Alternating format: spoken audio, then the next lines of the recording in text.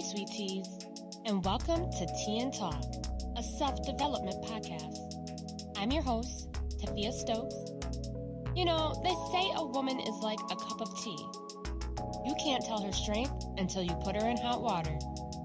Well, the water is hot, sis, so let's see your strength. Grab your tea and get comfortable, and join me as I get into it on this episode of Tea and Talk.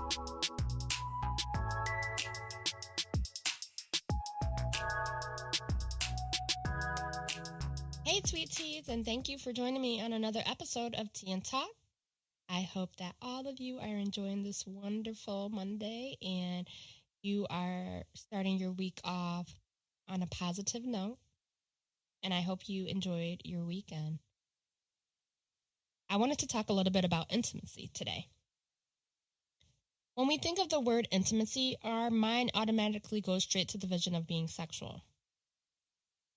Although this is a piece of intimacy, it is not all of it. Intimacy goes quite deeper than the surface. It is getting to know who someone truly is deeply on another level. It's almost as if you are looking into that other person's soul to get a better understanding of who they are, and what they value. The differences among you are viewed as jewels because you learn from one another, as well as expanding your point of view and perspective. I've come up with 4 types of intimacy.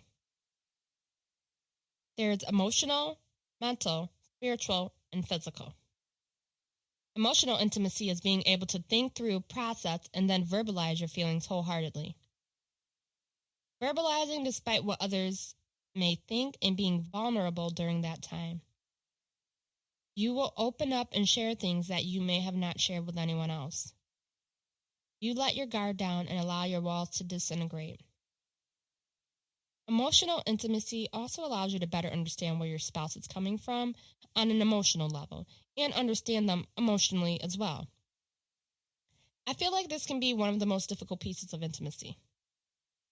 This is because you literally have to put your big girl pants on and be vulnerable and show your feelings. You may fear being judged, fear that your spouse will be disappointed, fear that your spouse will look at you in a different light.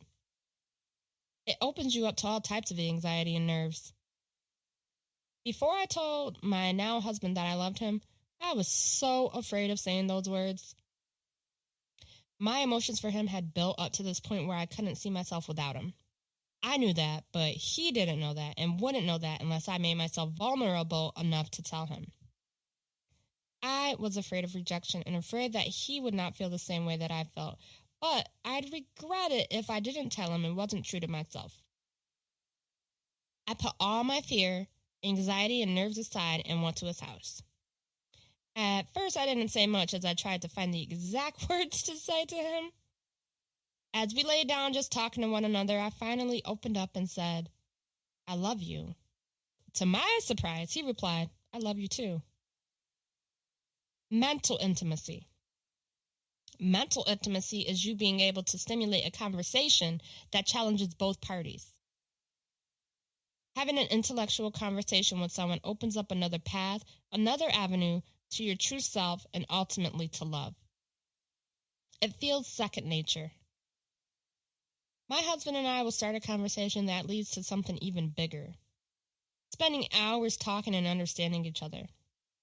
We get a better sense of not only who we are, but who our spouses. We get a better sense of not only who we are, but vice versa. Think about a time when you are either dating or in a relationship. You had a conversation that led to something even bigger. From that, you learn more about yourself and more about your spouse. You may have agreed or may not have agreed, but more importantly, you grew a better understanding of your spouse.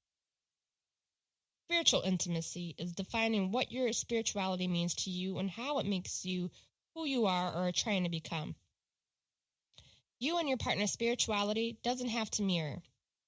Just being able to understand them and honor them and learn from their place of spirituality. Sometimes you may share some aspects of spirituality. What morals or core values do you both live by? How does your partner express their spirituality? Many times, both parties may not be spiritual. Sometimes, the partner may not express spirituality in a way that we are used to. What moments have you had with one another that made you feel as if it were a spiritual moment? And why did you feel that way? Sometimes small moments can cause us to feel as if we are having a spiritual moment with our spouses. Physical intimacy is just that: touching, pleasing, and pleasuring. This is the intimacy that many are speaking of when they discuss intimacy. This, too, we can think of past sex. Physical intimacy can be hand-holding, rubbing, or massaging until one falls asleep, hugging, kissing, etc. Physical touch is so important in a relationship because it lets you know how that other person feels for you just by a touch or a kiss, etc.